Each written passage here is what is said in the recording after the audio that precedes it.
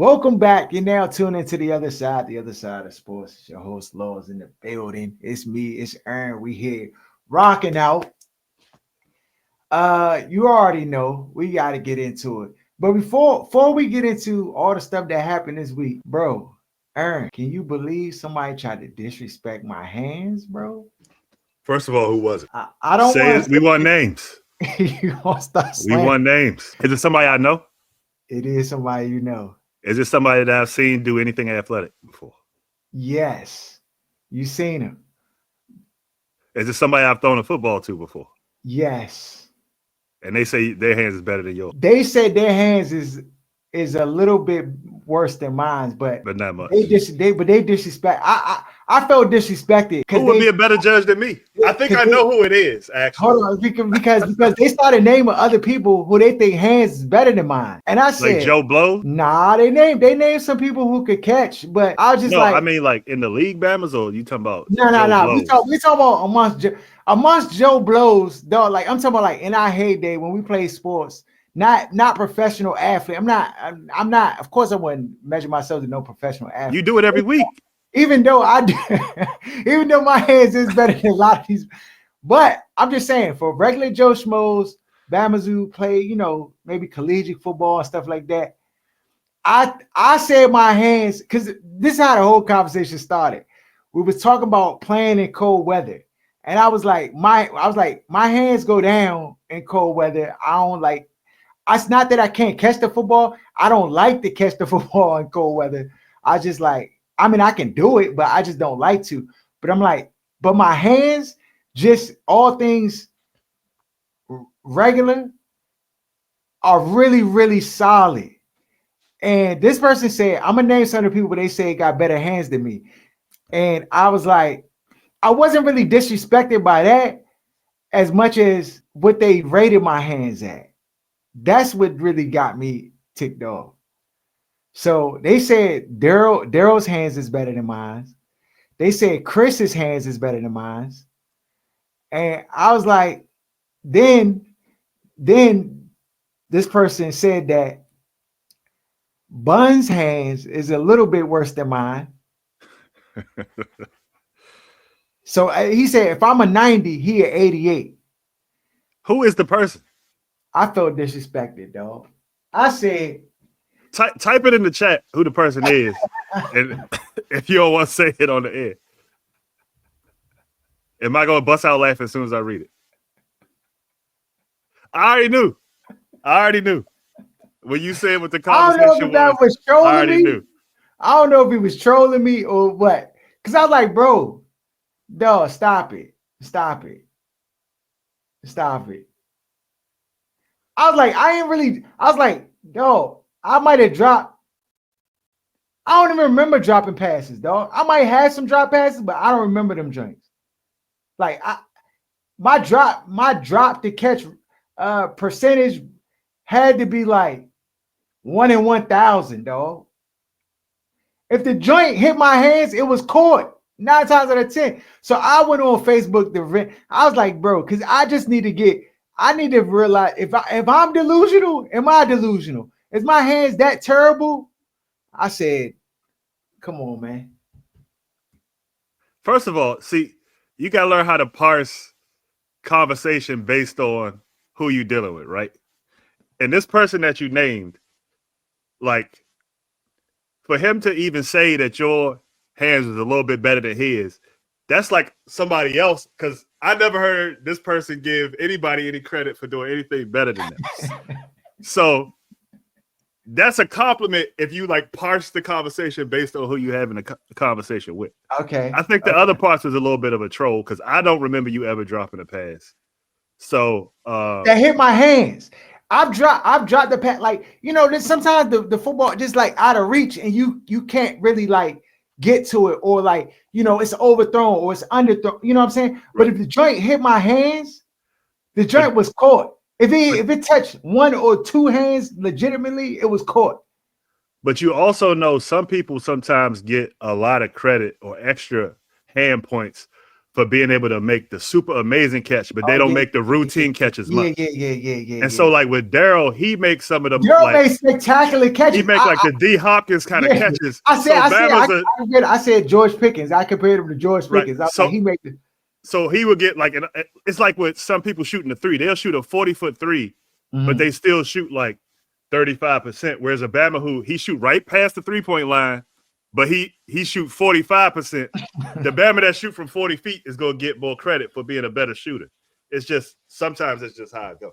Yeah. So I can see Bama's being like, because Daryl makes some catches, but Bama's be like, no. God, like, and the thing is, I'm like, he do make vicious catch. Like, he make a lot of great catches, and the Bama got hands. No doubt about it. Like, I'm not even saying he don't got hands. I'm like, yeah. I was more focused on me and the disrespect of my hands. I'm like, I can catch really, like. But if Obama said your hands is on 90, that's not saying you can't catch.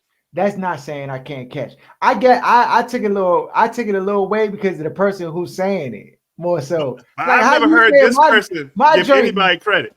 So for him to say that yours is better, Paul's yours is better than his, to me, that's like a 99 compliment. Because every time I hear this Bama talking, the few times I've heard him talking sports, he the best at everything ever sports related.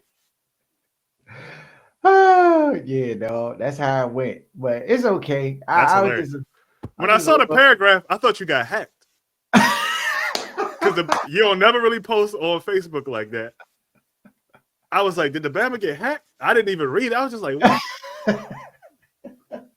And then when I read the joint, I was like, this is hilarious. No, I was like, bro, I led some of them leagues. I led the league in receiving touchdowns. I think I had like 21 year in 8 games. I'm like, bro, the first year when you switched, when we kicked Jason out and you were the quarterback, dog, I had at least 25 touchdowns that year. I was catching like 2 a game. Every game.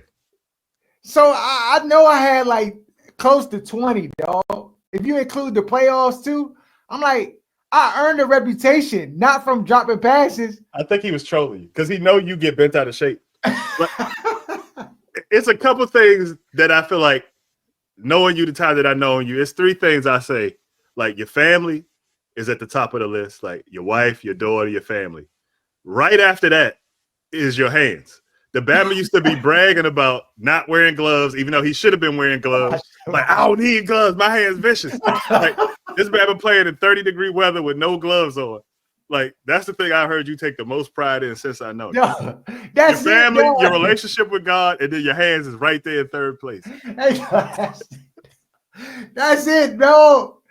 That sounds like a man that know me. That's all I care about. I don't play video games.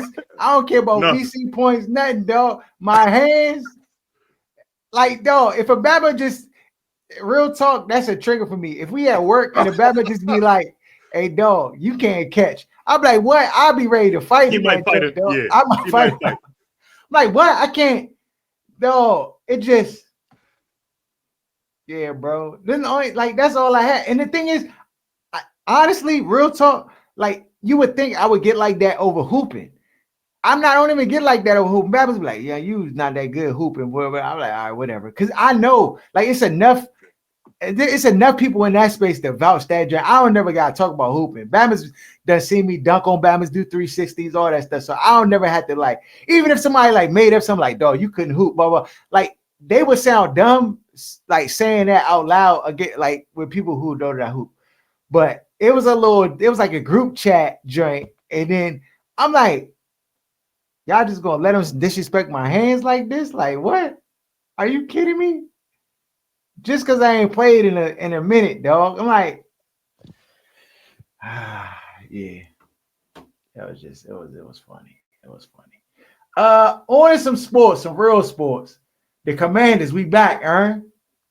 Super Bowl, we back. Dog, how dominant was that performance on Sunday? Especially that first quarter. That first quarter, I don't think we ever had a first quarter like that. They haven't. And in Tennessee, low-key has a decent defense. Like, they tops in yards allowed, and not the top of the league, but top 5, top 10 yards allowed and points given up, especially recently. But they were spanking them Bama's out the gate. And Jaden Running looked on like he back them. on pace to be first for rookie of the year. It was looking a little shaky for a few weeks, but they got him 4 touchdowns, 3 passing, which was his first time getting 3 passing touchdowns in a game. He looked fine using his legs, not playing scary.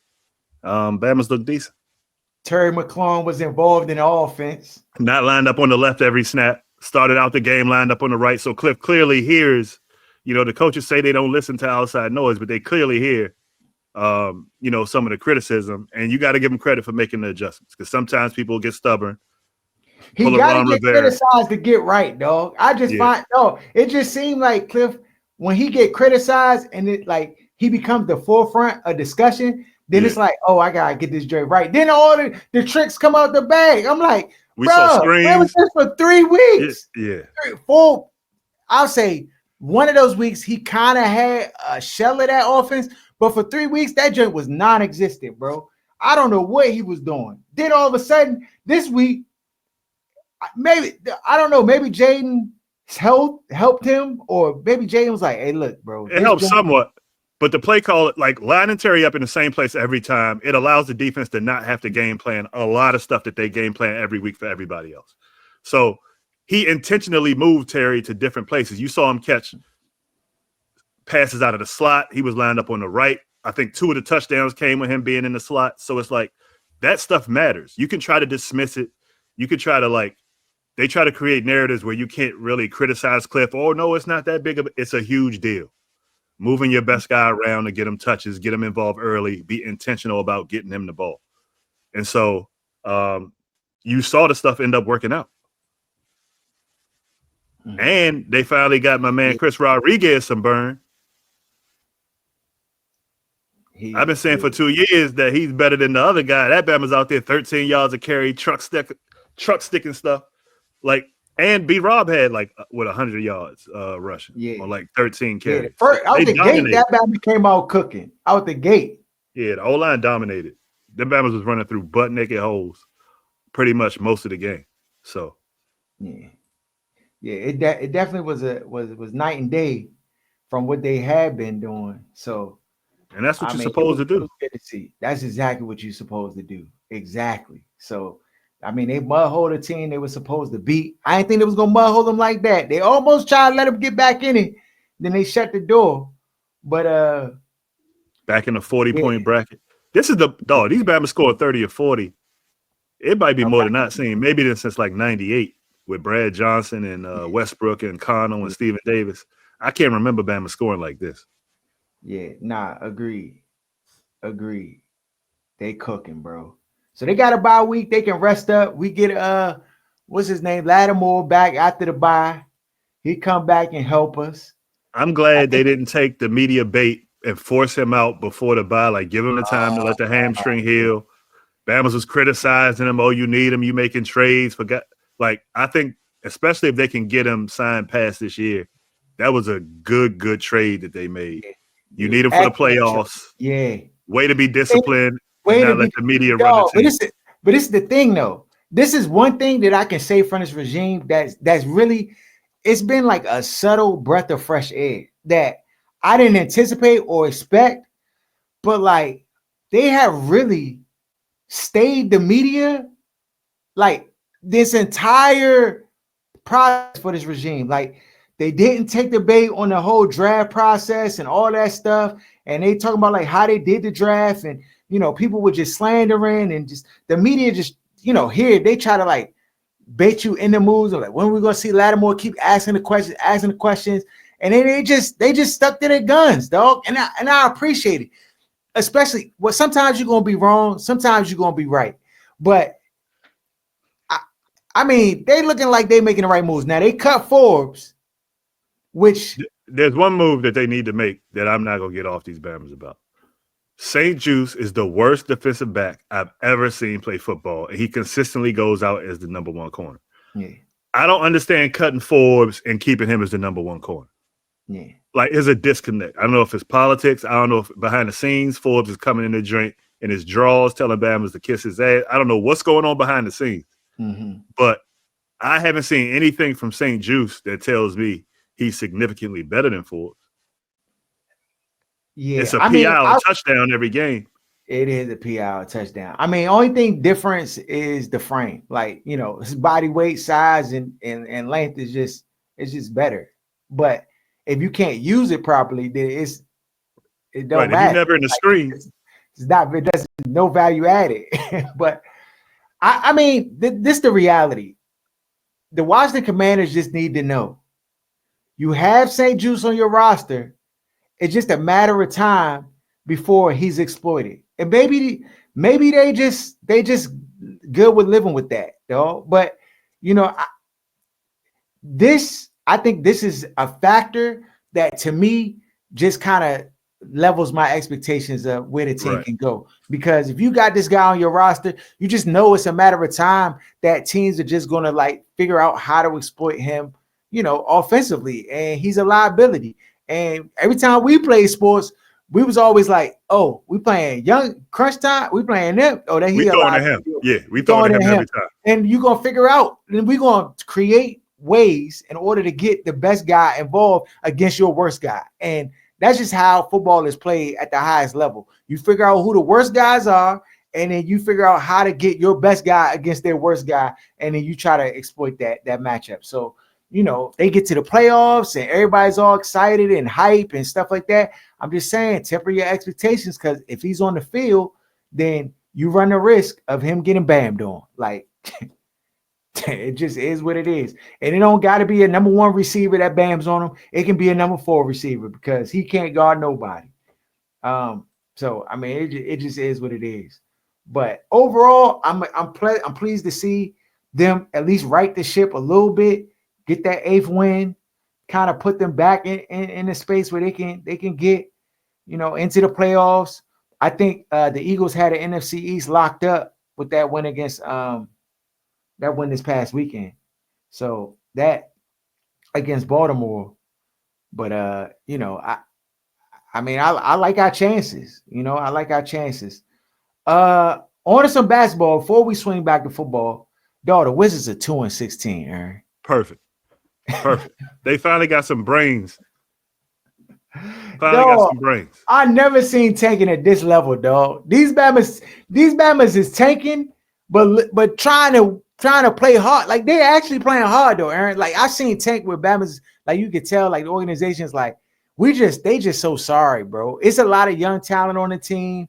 You know, Brogdon has come in and played pretty well in this short time he's been playing. What's his name? Been balling a little bit better now. Poole, but these Bamas can't get a W, dog. They be getting blown out the first 10 minutes of game. I'm like, how y'all down 17? The game just started. I ain't even get into the stadium. Y'all down 17. So, like, usually when they bad, it's nobody in the draft. They got 2 Bamas in this draft. 3. If you leave with either one, you would be like, good. You know, there's a benefit to one of those guys. You get a little bit of extra seasoning on. You get a little extra. Cooper Flag, you get from the league. Yeah, you get the extras because he's an American white boy. They need him. They need one. So if he's even a C player, they're gonna make him an A+ player. So, and then Ace Bailey, 6'10", cooker. Like, and both of them young, 17 years old, 18 years old. Like, the Wizards never pick at the top when it's these kind of guys at the top of the draft. So they're doing the right thing. It's the right year to do it. As long as they don't get fluked by the NBA and end up with the 7th pick or something garbage. You get top. If they get top 3, we good. Because I like Ace Bailey. I like Dylan. Man, the 1 and 2, the 2 and 3 pick can come from the same team, dog. Dylan Harper can do it, bro. Ace Bailey can do it, bro. Now, Dylan Harper a lefty, so I mean that kind of throws a little, but that Bama can cook though, dog. They got NBA ready games right now. And Cooper Flag, like, I know everybody's looking at him and he's not like super dominant, but the Bama just has so much upside, bro. He just has so much upside. So much upside. At 6'10", the Bama can shoot. He can get to the rim. He got bounce. Athletic, You know what I'm yeah. saying? Athletic. You know, he can defend. He kind of a Swiss Army knife. He can do everything well, right? But you know, some people have different opinions. Like that number one pick, like you need a KD. You need Yeah, you need a a guy. LeBron. Like you need a guy. And I think when you're looking at like who can come in and be the guy, I think Ace Bailey kind of sits in that space a little bit more for me than Cooper Flag, even though you're gonna get the sauce and the sprinkle on the Cooper Flag, like And I the marketing train for him. and I don't know that I would disagree with you on that, but when it comes to American uh American media based and driven sport, the sauce sometimes is better than getting all of the talent and the best all Yeah, around, or just the if it's right. a guy's an 87 and a guy's a 90, give me the sauce. Pause. Give pause.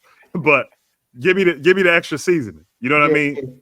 you If we talking about a because you 70, open all the eyes. I mean, we saw it here with the Commanders. When you get the guy, yes, that everybody loves. all the eyes that everybody love. Oh yeah, all the eye. No, and that leads to confidence that Bama's didn't have before. Yeah, I agree with you, dog. A So little if bit it's of the white close, sauce on there. and we also can't trust Ted and the brain trust over there to make the other right decisions around Bama's, like a Ace Bailey. And not to say I wouldn't want the Bama. Like if he's available, they get him. Good. I just don't trust the regime. So if you can get somebody that comes with the extras, where the league would be like, hey, let's get so and so over here, or you know what I mean? We need a coach here for this team because we need them. Yeah. Sometimes certain franchises need those extras to kind of nudge them in the right direction. Yeah. Agreed. Yeah, I'm with you. All of those things play a factor. But sometimes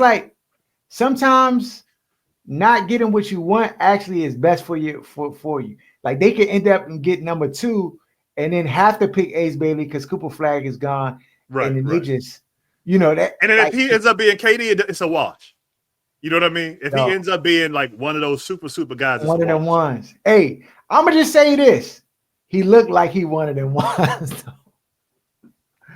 Hey, yeah. Now, granted, I gotta see tournament play because tournament play for me is a big thing. I know it ain't for everybody. People who can do it, but I think tournament play for me like is a big thing because at least if you go into the tournament and you drop 27 or I need to see you in those moments where you carry the team on your back. Just a few of those moments where it's like it's a big game, it's a big stage, and you gotta carry. I'm gonna tell you who I saw that in, and we kind of differed a little bit on where we thought they would be. But like Paolo Banchero, when he was at Duke, I seen him kind of carry the team on his back, and I was like, "Oh, that dude, he could be something at the next level." And he had all the tools, and he was looking sussy. But he had all the tools, though. He had all the tools. I mean, they lost they made it to like Elite Eight, and then they lost, but like you saw him enough time, like kind of carry the team, and they like lean on him, and he kind of came through. So I was like, all right, he could do it. But Ace Bailey, that Bama looked like KD 2.0, but like with a little bit of Giannis in him. Like yeah, we gotta see how they do. They got two bona fide cookers, so it's no excuse for them not to win 20, 24 games, 22 games. This season. Right now, they lost the other night to Texas A&M, which is a good team, but yeah, they got to win 22 games and stuff to get in the tournament. Then we're gonna see what was really happening. But can you have the number one and number three, or number two and number three, or number one and number two guy and be losing in college?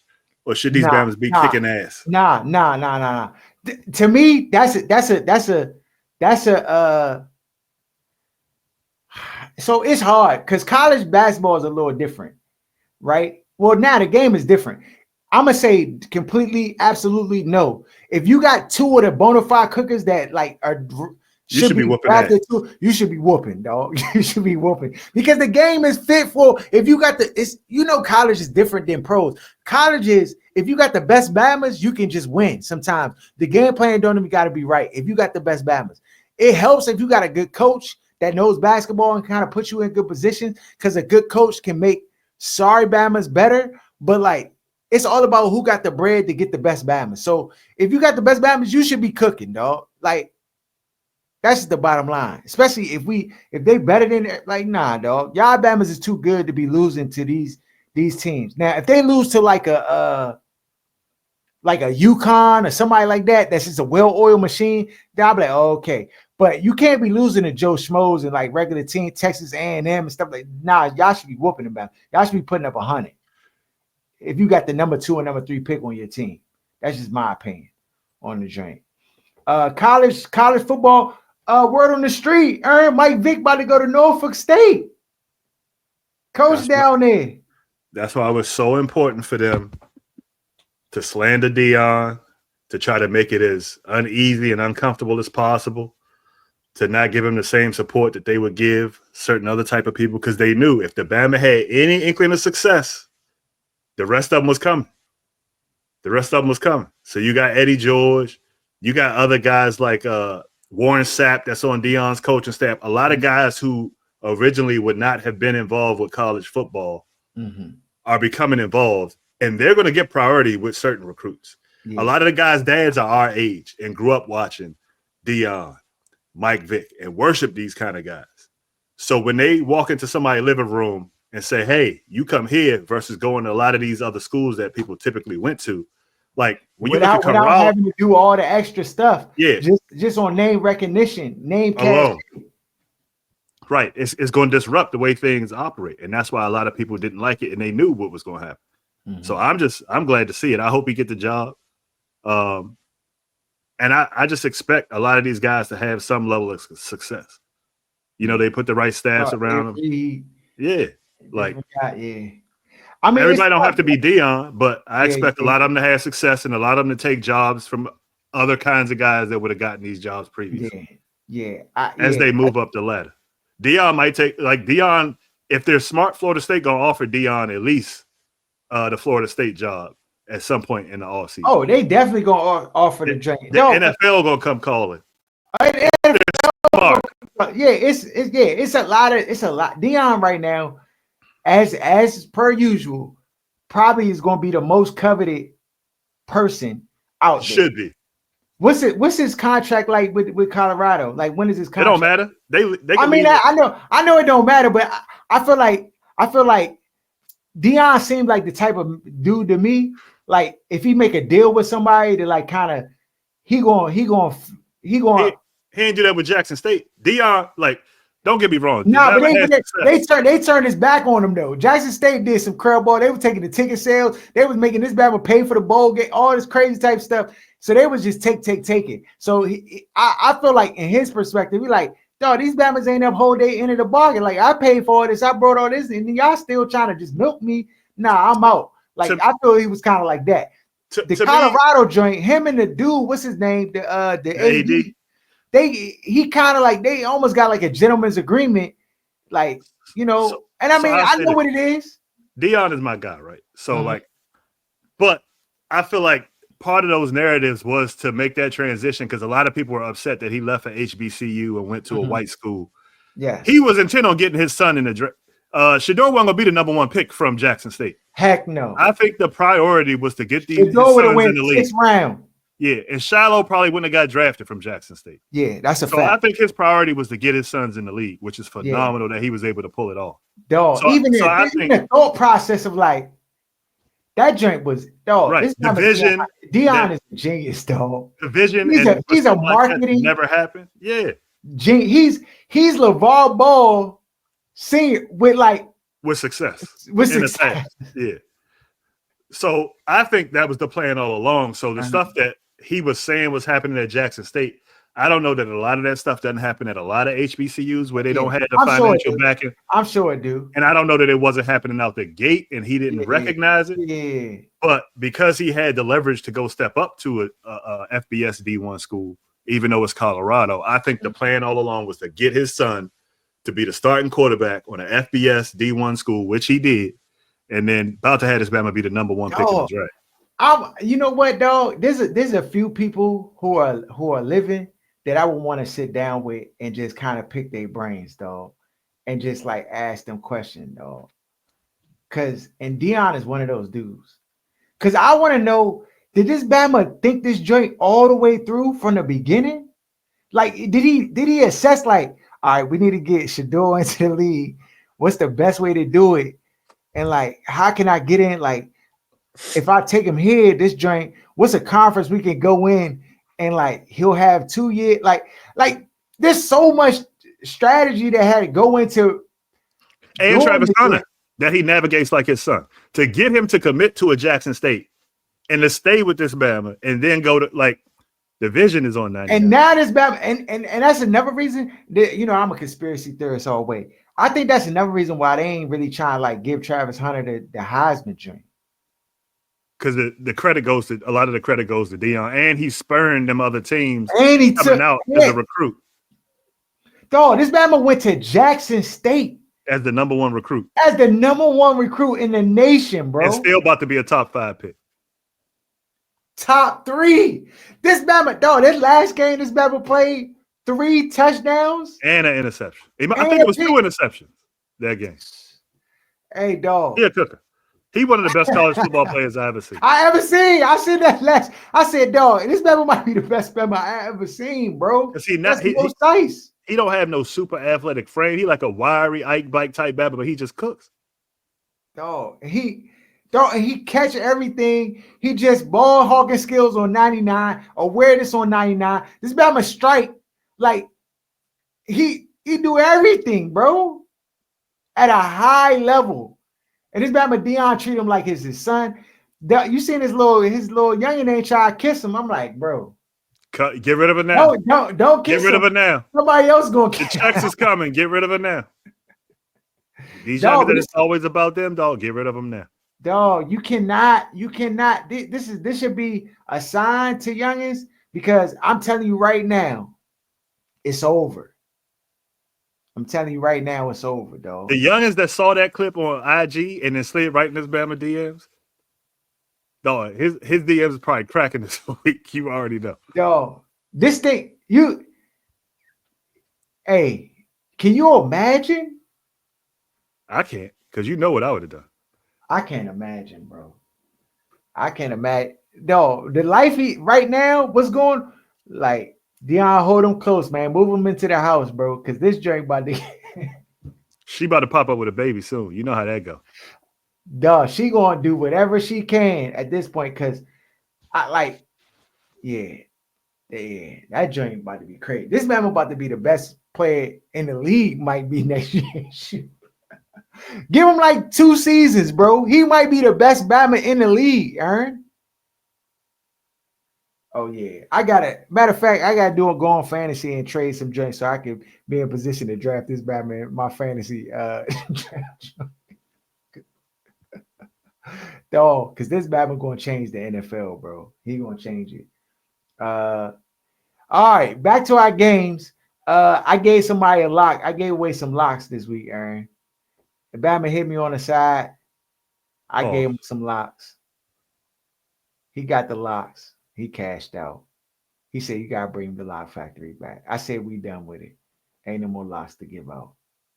He said, but y'all keep hitting, dog. Y'all got 100% hit rate. I don't know. I said, bruh, sorry, bro. Can't help you. This week, we already talked about us smashing the Tennessee Titans 42-19. Philly, they beat the Baltimore Ravens. What's up with Justin Tucker, dog? Does he got a scandal on his is going on or something? He might got a baby out of wedlock. I don't know, bro. This Bama is lunching. Something's going on, bro. He lost a loved one or something, bro. He missing routine field goals. Extra I don't know points. What's going on there. Extra points, bro. And the thing is, if he hit those field goals, that's a totally different football game. But they lost 24-19. Chicago Bears lost. They fired Eberflus. We done. I don't know, Aaron. Why did they wait the whole year to do what we told them to do 2 years ago? Because they hard headed. They hard headed. When you fired everybody last year, Eberflus should have been with that group. Instead, you wasted a year with your new quarterback.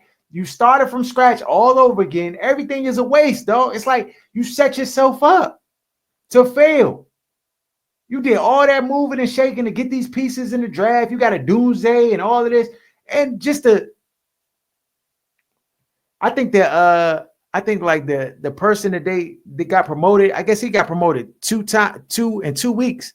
He went from offensive coordinator then to head coach, like in 2 weeks. They don't know what they're doing. Detroit they on a fireball right now, cooking everybody. So Dallas beat the Giants. We were not surprised there.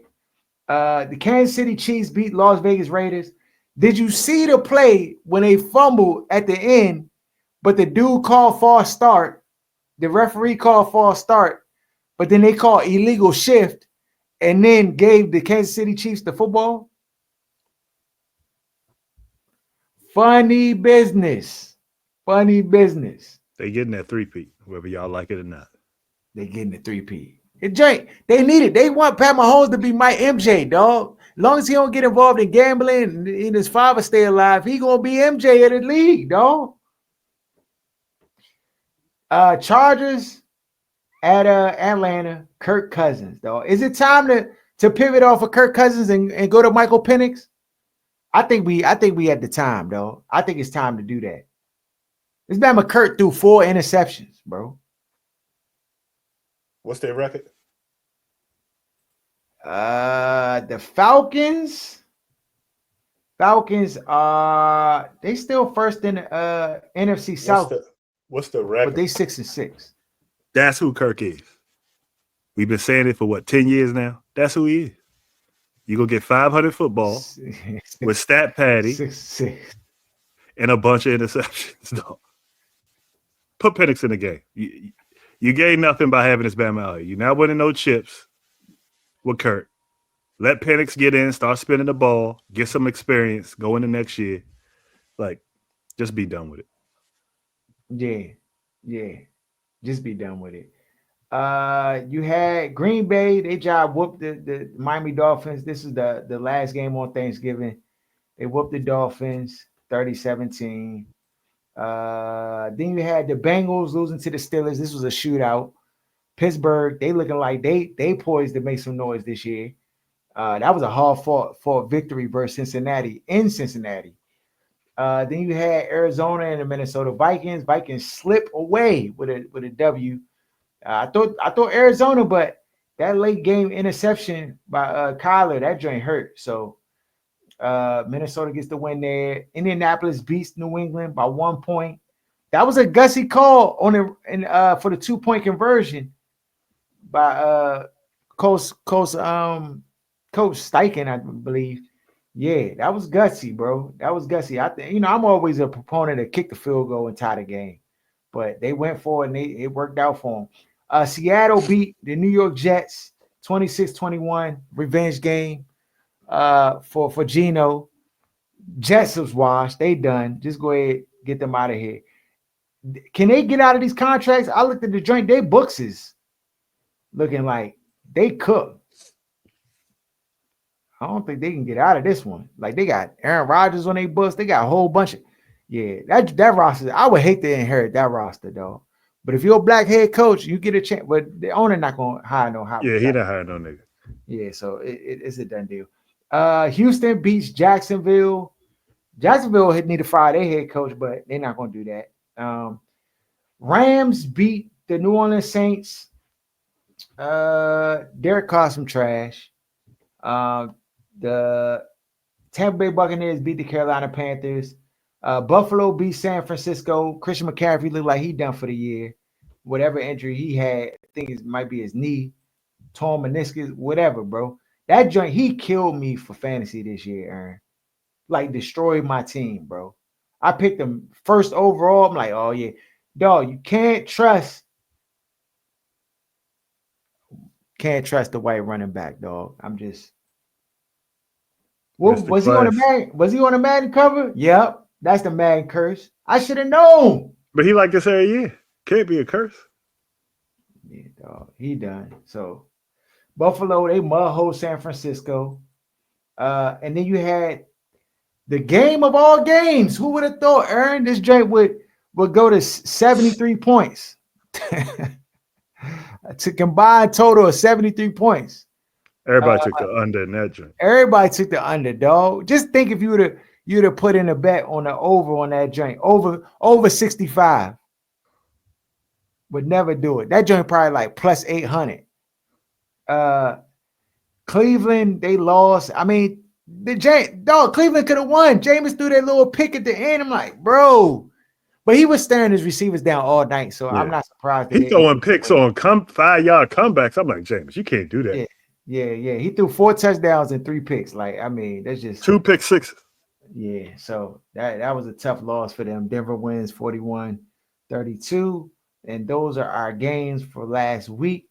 For this week, we got Commanders are on a bye this week. We got Green Bay at Detroit this Thursday night. Detroit's favorite -4.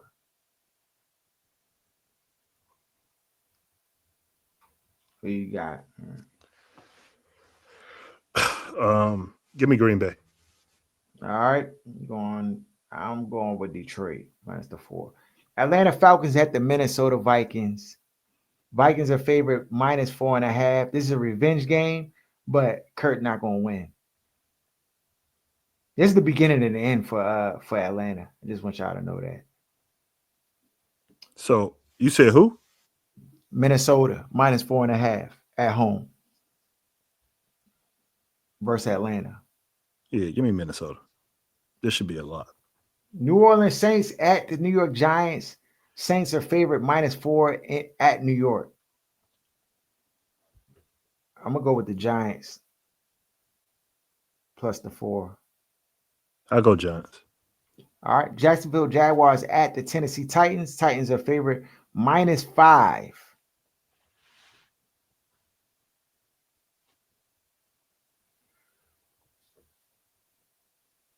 It's a trap game. I'm going to go with the Tennessee Titans -5. I'm going to go Panthers. No, it's Jacksonville. Oh, Jacksonville. Yeah. I'm going to go Jacksonville. Okay. All right. Las Vegas Raiders at the Tampa Bay Buccaneers. Tampa Bay's favorite -7.5. Raiders. I'm going with the Raiders as well. Cleveland Browns at the Pittsburgh Steelers. Pittsburgh's favorite -6.5. I'm going with Pittsburgh. Pittsburgh. All right. Carolina Panthers at the Philadelphia Eagles. Eagles are favorite -13 points. Give me the Eagles. Carolina's been playing much better lately too, yeah, but give me the Eagles. They're the best team in the league.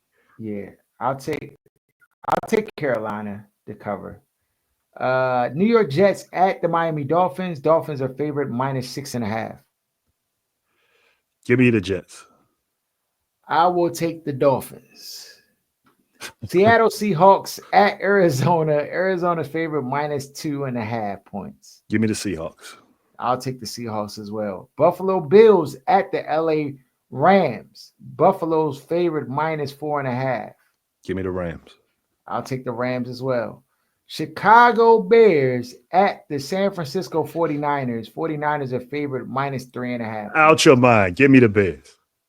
I will take the Bears as well. To win, not just the cover. Yeah, I'm taking them to win, not just the cover as well. I mean, you can look at it like when teams usually get a new person at the helm, the team like plays spirited football. So they can't be coached worse than Eberflus.